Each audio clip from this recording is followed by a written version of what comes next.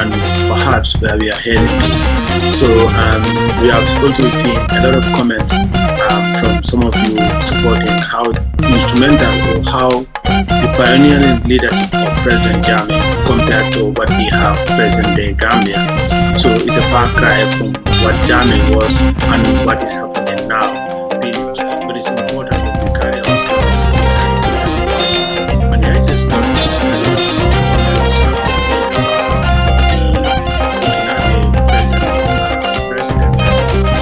Captain Ibrahim Traore, who a lot of people liken to a clone of the former Burkina revolutionary leader, Captain Thomas Sankara. A lot of people tend to comment and give both of them the same status in terms of Pan-Africanism and in terms of where they really want to take Burkina Faso. So for Jammeh also, he cannot be treated in isolation. These are all military leaders and they take inspiration from one another. It's just like in literature when people say intertextuality. Also in political governance, we take inspiration from leaders and leaders also take inspiration from other individuals as well. When President Yahya Jammeh came to power on Friday, July 22nd, 1994, it marked the end of Sir Dawda Kairaba Jawara's reign in power from 1965 to 1994. It also marked a turning point in the country's political history, from a multi-party system of democracy to a military dictatorship. As the situation in the country is already known to everyone out there, given the current security state of our country, it is indeed very important at this moment to inform every individual within this country about what is happening and why. A peaceful takeover from the PPP regime took place yesterday, the 22nd of July, 1994.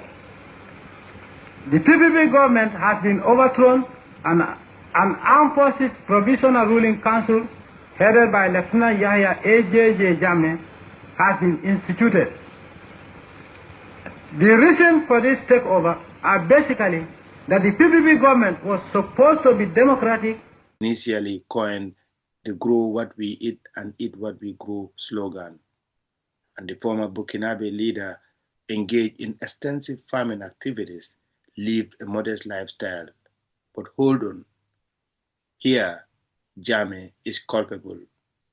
In 1994, he talked about extravagant lifestyle when he staged the 1994 military coup.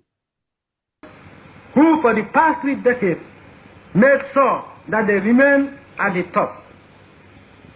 Misuse of public funds and embezzlement of the state machinery for private ends was the order of the day. Sankara was killed in 1984, the year Jammeh joined the army. But Sankara never lived an ostentatious lifestyle. At the time of his death, Sankara virtually reportedly left nothing with his loved ones to inherit, even though he was in power for only 4 years. Jammeh admired the wisdom of great Pan-African leaders. In theory, he had brilliant ideas, and at some point, he thought his ideas could work. Why would I make a decision that will be detrimental to the interests of the country? As I said, whatever I do is for the dignity of Africans in general and Gambians in particular. I see no reason why we should belong to something that is said to be common and we have nothing in common, where you spend more than you gain. In any relationship where one party earns more than you and you're still spending something towards that or contributing towards that, we are contributing to our own exploitation, and this is unacceptable. They have nothing for us but exploitation. What have we gained? We spent I think $11 million only for them to organize a workshop that teaches trade negotiations. 1 week workshop, 11 million. You know how many people we can send to the university with $11 million? And that's our contribution to the Commonwealth. And one thing also that the members of the Commonwealth may not know is that nobody asked the British Where the money that they use for defeat come from? Now, if Gambia, as small as we are and as poor as we are, contribute 11 million, how about countries like, I got there called, say, countries like Nigeria, because Nigeria is our friend, or South Africa? If little Gambia, its contribution is assessed at 11 million. What about Nigeria and other countries? And what do we get in return? Workshops. On trade negotiations. Now, what is the purpose of being member to an institution which even denies your citizens visas to go to their country that exploited your country for 400 years? Now, if we all belong to the Commonwealth, where the British are common and we have the wealth, there shouldn't be a requirement for visa. Right? Then they move the visa from the Gambia to Ghana. And we belong to the Commonwealth, where Her Majesty is the supreme leader. What are Gambians benefiting from being members of the Commonwealth? At least if there was free visa, one would have said, okay, at least they are going to UK free of charge. Without a visa, because that was there before.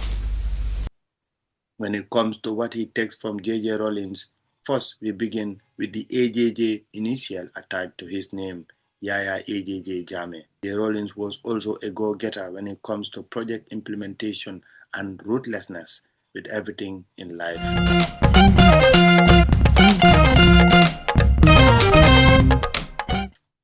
J.J. Rawlings ruled Ghana twice, but no wonder Jammeh is also nursing the ambition of staging a second coming.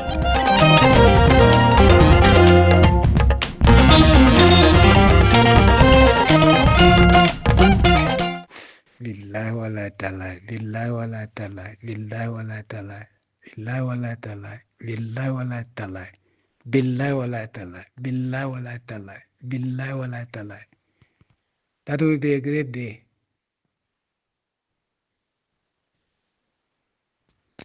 Let them not run.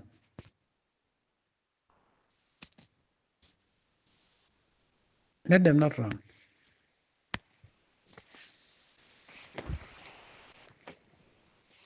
Whether anybody likes it or not, by the grace of the Almighty Allah, I'm coming. Threats of sending me to jail. Let them wait until I arrive there and we see who's going to jail. All what they're telling you is a bunch of nonsense.